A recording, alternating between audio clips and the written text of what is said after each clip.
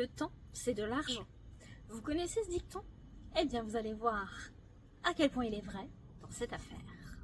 Le 8 septembre 2015, monsieur et madame X consentent une promesse unilatérale de vente à monsieur Z pour un appartement à Paris au prix de 995 000 €.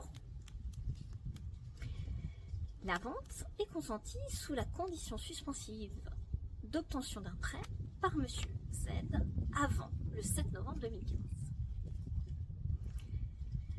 Et une indemnité d'immobilisation de 10% est fixée, soit 99 500 € que monsieur Z verse entre les mains du notaire à titre de séquestre.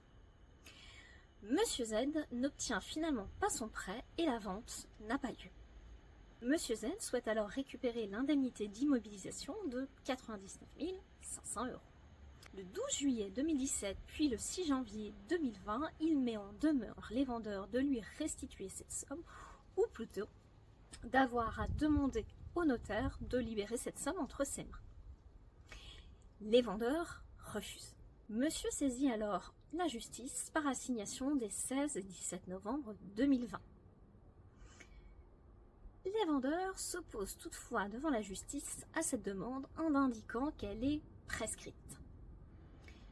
Ils indiquent en effet qu'il aurait dû agir dans un délai de 5 ans et que ce délai est expiré. Le tribunal puis la cour d'appel donnent raison aux vendeurs. Monsieur Z forme un pourvoi en cassation.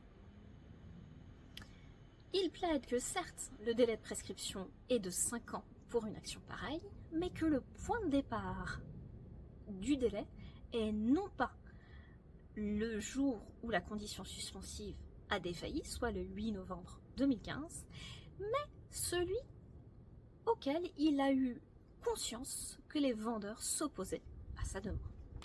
À votre avis, a-t-il obtenu gain de cause? La réponse est non.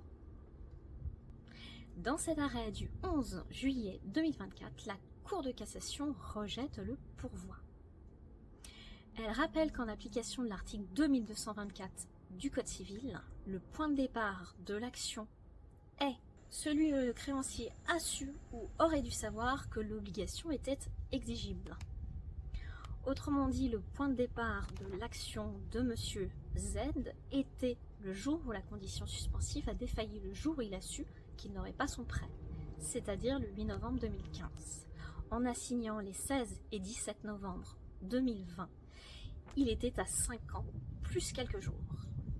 Il a donc agi tardivement et son action est prescrite. C'est dommage, il a perdu 99 500 €.